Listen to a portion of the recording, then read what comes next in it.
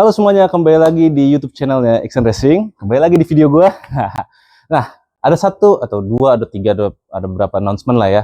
Jadi yang pertama, gue sudah beli mikrofon, nggak pakai earbud lagi. Ini bagus nggak suaranya ya? Mudah-mudahan bagus ya. Ini gue beli di e-commerce yang murah-murah aja, biar kualitas video dan audionya jadi lebih baik lagi. Kalau videonya mungkin editingnya gue masih ngasal-ngasalan.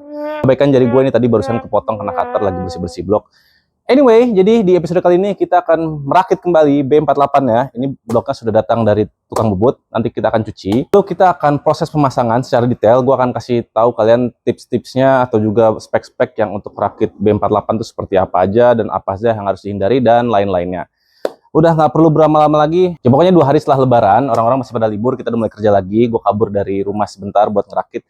Nyicil-nyicil lah, karena balapannya itu 2 minggu lagi, nggak kerasa. Gue lupa serius, tanggal 18 April itu akan ada Kejurnas seri 1 di tahun 2026 ini.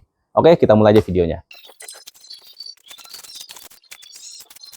Dan juga ini harus diperhatikan, nih banyak banget yang kelewatan dari engine builder atau perakit-perakit mesin ya. Ini adalah casting dari BMW B48, dia dari aluminium. Nah, kalau kalian perhatikan di sini nih, tuh banyak kulit jeruknya dari casting yang kurang sempurna. Nama juga produk massal kan.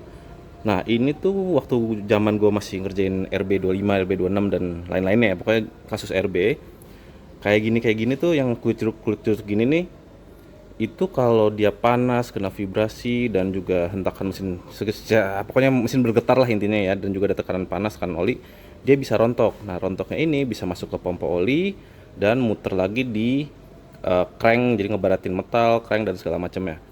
Langkah pertama kita mesti ngecek dulu, ini ada di bagian timing case, mungkin di bloknya juga ada, ataupun ada di karternya. Jadi sesuatu yang seperti ini harus kita haluskan, pakai kikir bisa, atau pakai mata tuner yang amplas bisa, pokoknya yang penting jangan sampai ada kulit jeruk seperti ini. Yang paling penting dalam mesin turbo menurut gua adalah celah ring wrap seperti ini. Karena kalau terlalu rapat, mesin kalian akan rusak. Kalau terlalu longgar, kita tidak punya tenaga. Jadi celah ini harus banget kita perhitungkan sekali. Nah, kecil seperti ini. Caranya itu cukup mudah aja. Yang pertama masukin ringnya. Kedua kita dorong menggunakan piston agar ringnya itu rata, nggak miring. Kalau miring kan nanti perhitungan celahnya akan berbeda. Nah, setelah rata kita menggunakan filler gauge seperti ini, kita cek. Yang sekarang ini kalau standar BMW itu ada sekitar 0,20. Tapi untuk mesin performance biasanya gue gedein lagi di sekitar 0,40 sampai 0,55 tergantung kebutuhannya. Cara gedein celahnya gue pakai gerinda ya, tradisional banget. Pelan-pelan aja, jangan sampai berlebihan, nanti kita ukur lagi. Dan paling penting pada saat pemasangan, N ini atau logonya menghadap ke atas piston, jangan menghadap ke bawah.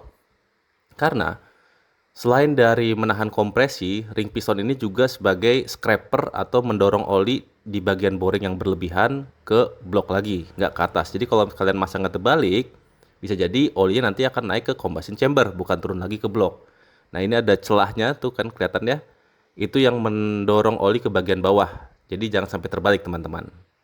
Setelah ringnya terpasang, pastikan semua piston ditandain. Karena kan tadi kita ngukur ring gapnya per silinder. Jadi jangan sampai tertukar 1, 2, 3, dan 4. Dan langsung saja kita masukin crankshaftnya. Ini harus hati-hati banget karena biasanya kalau pasangan terburu-buru, cranknya tuh bisa baret terkena blok. Gue pernah beberapa kali ngalamin dan gue pakai semprotan angin buat ngilangin debu-debunya. Dan pastiin kalau kalian pakai assembly loop itu pakainya yang banyak, jangan irit-irit. Gue tuh awalnya irit-irit banget, cuman lama-lama ya ngapain ya gue simpen-simpen. Nah, untuk pengencangannya sequence-nya seperti ini, jangan satu sisi doang, pokoknya harus ada urutannya. Dan ngencenginnya itu bertahap. Kita mulai dari step pertama itu sekitar 40 Nm, lalu di step kedua kita naik ke 65 Nm, dan step terakhir di 90 Nm. Tapi ini gue sequence-nya nggak langsung buru-buru, gue kasih jeda sekitar 4-8 menit lah ya, untuk bautnya sedikit lebih dingin, baru kita kencengin lagi. Karena kalau terlalu buru-buru biasanya bautnya panas, dan aluminium blok itu sangat ringkih, jadi harus ekstra hati-hati dalam pengencangan baut-baut seperti ini. Lanjut kita pemasangan piston, ya cukup simpel aja, gue pakai kayak ring kompresor gitu ya, yang bisa langsung masuk. Dan gua di sini ngencenginnya sesuai spek, direkomendasi adalah sekitar 75 Nm untuk baut conrodnya. Setelah piston terpasang, gua selalu tulis-tulis seperti ini, kasih jampe-jampe. Semoga teman-teman gua yang ada di dalam mesin kuat dan sampai berjumpa lagi di tahun 2029, alias gua harus bongkar mesin ini tahun 2029. Untuk pompa olinya berada di bagian belakang mesin dan ngencenginnya cukup dengan 11 Nm, nggak usah lebih. Nah, sekarang kita pasang windage ray. Fungsinya windage ray ini adalah memisahkan oli di oil pan dengan crankshaft agar olinya tidak ikut berputar sehingga menciptakan friksi yang panas untuk olinya. Lalu kita pasang oil pump gearnya sama seperti kayak BMW biasanya yang nggak terlalu beda. Cuman yang pasti diingat itu ngencengin bautnya. Ini yang sering salah. Jangan ngencengin ke kanan, itu nggak boleh. Ngencenginnya harus ke kiri karena putaran terbalik. Jadi kencengin oil pump selalu ke kiri. Setelah rantai pompa oli terpasang, kita pasang timing chainnya. Pasang chainnya dulu ya, rantai dulu baru guide-nya. Jangan terbalik kalau nggak bisa masuk. Nah, terus B48 ini sangat sedikit dengan packing ataupun gasket. Jadi cukup pakai lem aja. Dan lemnya nggak harus yang mewah-mewah. Lem biasa yang ada di pasaran bisa. Yang penting jangan terlalu sedikit dan jangan terlalu kebanyakan. Karena kalau kebanyakan lemnya itu bisa masuk ke oil system. Kesedot lagi ke pompa oli. Biasanya hal ini terjadi pada mesin-mesin Subaru. Terlalu banyak lem di dalam mesin. Lalu untuk packing headnya gue kasih lem sedikit di bagian pemisah itu di timing case dan bloknya. Biasanya suka sering bocor jadi gue kasih sedikit. Dan masang head gasketnya itu harus benar-benar lurus. Pastikan jangan sampai terbalik dan masuk ke duelnya atau knocknya. Dan jika kita masang cylinder head, itu pastikan hati-hati ya, jangan sampai baret. Dan di situ ada knocknya di ujung dan depan dan belakang. Kalian harus taruhnya itu pelan-pelan dan harus masuk banget. Begitu sudah rada sedikit masuk, ini kan masih mangap sedikit ya. Baru kita tekan ke bawah agar pinnya ataupun knocknya lurus dengan headnya. Pada bagian baut head, gue selalu kasih sedikit engine oil biar satu masuknya lebih lancar dan juga ngedinginin bautnya. Lalu kita kencengin sampai rapet dulu, nggak usah dipaksa. Dan kencenginnya ada 3 step. Gue selalu mulai dari 40 Nm, lalu gue naik ke 70 Nm, lalu terakhir gue kasih di 95 Nm. Nah, ngencenginnya stepnya sama kayak crankshaft tadi, nggak bisa asal-asalan. Dari tengah, lalu berjalan ke samping. Jangan satu sisi. Rocker arm B48 sangat menarik karena dia punya clip atau shear clip atau lock pin atau apalah namanya itu ya. Jadi dia ngunci ke valve adjusternya. Biasanya kalau di mesin SR dia nggak punya ini. Kalau RPM tinggi atau ganti giginya cepet ya high revving gitu selalu copot. Nah kalau ini nggak bakal copot karena dikunci ke HVA-nya. Untuk masang camshaft itu harus diperhatikan. Taruh dulu, nggak usah dikencengin, nggak usah dikasih cap. Itu dia nggak ada seret, nggak ada nyangkut-nyangkut.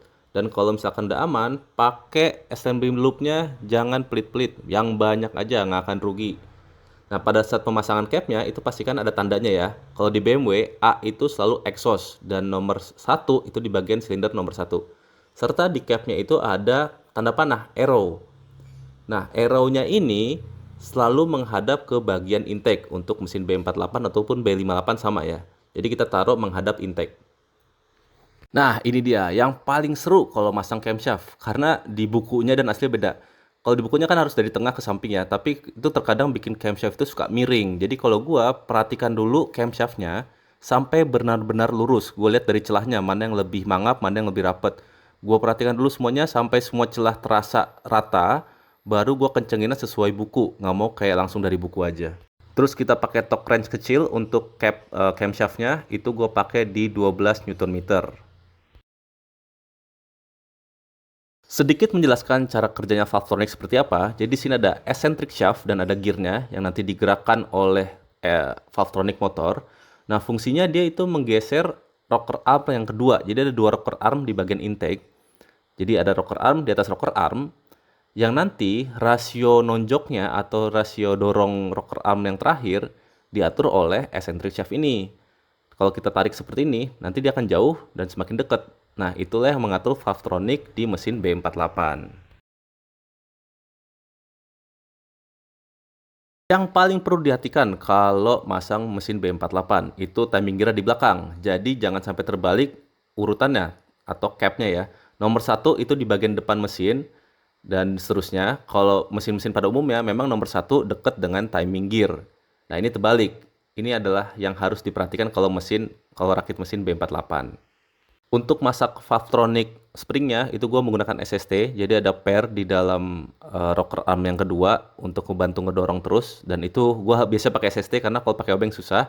Nah, ini yang menarik di sprocket timing gear itu tidak ada knocknya, jadi kalau kalian pasang ya itu bisa muter kemana aja. Kalau mesin pada umumnya kan dia ada knocknya, jadi nggak bisa muter. Nah, ini bisa muter kemana aja. Jadi kita ngencengin itu harus benar-benar kenceng. Gue selalu di 120 Nm agar frictionnya kuat. Dan kalau di timing B48 ini, pastikan camshaft-nya itu ada QR code menghadap ke atas pada bagian intake dan bagian exhaust. Nah, ini kalau menghadap ke atas biasanya sudah mendekati timing. Lalu kita kunci dengan timing tools seperti ini.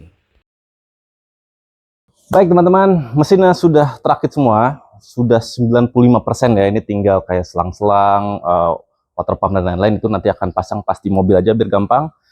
Jadi basically B48 itu mirip banget dengan B58. Bedanya tuh cuma satu, ada di jumlah pistonnya, dia ada 6, ini ada 4. Tapi baut-bautnya kayak mekanismenya itu semuanya sama. Jadi kalian bisa aplikasikan yang tadi kalian lihat di video ini ya, momennya berapa, terus baut-bautnya seperti apa dan segala macamnya, itu bisa diaplikasikan ke B58. Tapi memang ada perbedaan di bagian timing topnya, itu pasti beda. Dan juga turbo nanti kita akan pasang pas di mobil, nggak mungkin dipasang karena kalau pas mesinnya masuk headernya nyangkut di tower shock itu, maka kita nanti pasang turbo belakangan. Terus juga gue masih ragu mau pakai mesin ini untuk ke Jurnas atau enggak, karena kalau ngeliat tracknya kan agak cukup lumayan panjang ya. Terus gue pengen sekali lagi nyobain pakai mesin yang lama tuh, dapat nggak sih kalau gue tembak nosnya di RPM kayak 5.500 sampai limiter, apakah ada perbedaan. Tapi anyway, kita akan coba dulu, mungkin pakai mungkin pakai M52 dulu. Kita bawa spare part juga kayak kemarin, bawa mesin lagi. Kalau nggak cocok, misalkan kita ada waktu, kita tukar ke B48. Who knows, lebih baik. Tapi ya umur nggak bohong sih ya, gue agak males juga ya tukar-tukar mesin. Tapi gue penasaran banget dengan M52 yang dulu ya. Karena ngeliat tracknya tuh kayaknya sih bisa. Kalau misalkan gue pakai gigi 3, selama ini kan gue masih pakai gigi 2. Tapi kita coba dulu aja deh. Oke, teman-teman, sampai di seluruh episode kita. Sampai jumpa di episode berikutnya. Kalau kalian belum subscribe, tolong subscribe dan bantu gue biar dapat sponsor. Terus juga brand-brand, sponsor-sponsor kalau mau bantuin gue untuk tahun 2026 ini, welcome banget, sangat diterima apapun itu. Kalau kalian juga punya warteg segala macam, kalau mau sponsorin, boleh banget. Yang penting kita maju sama-sama. Oke, see you next time. Bye-bye.